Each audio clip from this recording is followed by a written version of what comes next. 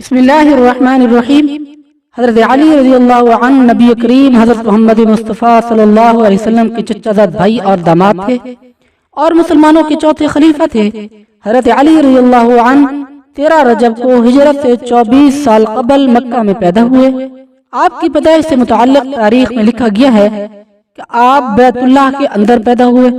حضرت علی رضی اللہ عنہ کی امتیازی صفات اور خدمات کی بنا پر نبی کریم صلی اللہ علیہ وسلم ان کی بہت عزت کرتے تھے اور اپنے قول و فعل سے ان کی خوبیوں کو ظاہر کرتے رہتے تھے۔ جتنے مناقب حضرت علی کرم اللہ وجہہ کے بارے میں احادیث نبوی صلی اللہ علیہ وسلم میں موجود ہیں، کسی اور صحابی رسول کے بارے میں نہیں ملتے۔ آپ رضی اللہ تعالی عنہ کے والد حضرت ابو طالب اور والدہ جناب فاطمہ بنت اسد دونوں قریش کے قبیلہ بنی ہاشم سے تعلق رکھتے تھے، اور ان دونوں بزرگوں نے بعد وفات حضرت عبد المطلب نے پیغمبر اسلام صلی اللہ علیہ وآلہ وسلم کی پرورش کی تھی۔ حضرت علی رضی اللہ تعالی عنہ پیغمبر اسلام صلی اللہ علیہ وسلم کے چچا زاد بھائی ہیں۔ بچپن میں پیغمبر کے گھر آئے اور وہی پرورش پائی۔ پیغمبر کی زیر نگرانی آپ کی تربیت ہوئی۔ وہ ایک لمحہ کے لیے بھی حضور اقدس صلی اللہ علیہ وسلم کو تنہا نہیں چھوڑتے تھے۔ آپ کے بارے میں عام روایت ہے کہ آپ نے 13 سال کی عمر میں اسلام قبول کیا۔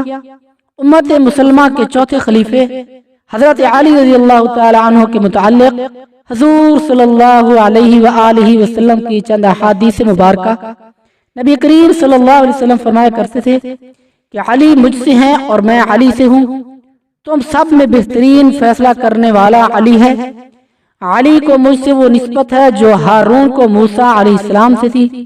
یہ مجھ سے وہ تعلق رکھتے ہیں جو روح کو جسم سے یا سر کو بدن سے ہوتا ہے۔ حضرت علی رضی اللہ تعالی عنہ کی 3 فضیلتیں۔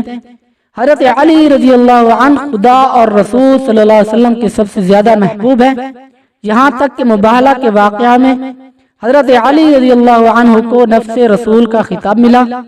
حضرت علی رضی اللہ تعالی عنہ کا عملی اعزاز یہ تھا کہ مسجد میں سب کے دروازے بند ہوئے تو علی کرم اللہ وجہہ کا دروازہ کھلا رکھا گیا۔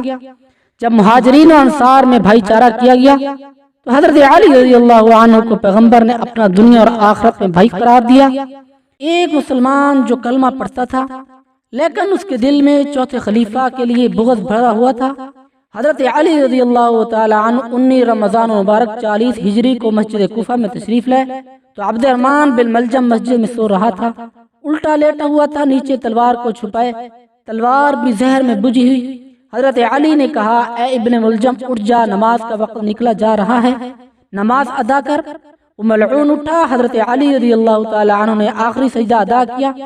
یکا یک ابن ملجم آگے بڑھا اور ایسا وار کیا سر مبارک پر کہ زہر میں بجھے ہوئے خنجر نے فوراً اپنا اثر دکھایا۔ روزہ میں روزے دار کو ایسا زخم لگا کہ پھر اٹھ نہ سکے۔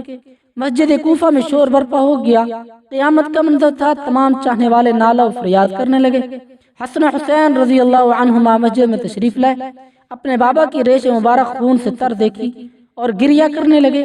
اصحاب حضرت علی رضی اللہ تعالی عنہ کو کاندھوں پہ ڈال کر گھر لے گئے۔ گھر میں کوہرام برپا ہو گیا، بیٹیاں تڑپ گئیں باپ کی حالت دیکھ کر۔ حکیم نے علاج شروع کیا مگر زہر اپنا کام کر چکا تھا۔ 2 روز تک حضرت علی رضی اللہ تعالی عنہ بستر بیماری پر انتہائی کرب اور تکلیف کے ساتھ رہے۔ آخر کار زہر کا اثر جسم میں پھیل گیا اور 21 رمضان کو نماز صبح کے وقت آپ کی شہادت ہوئی۔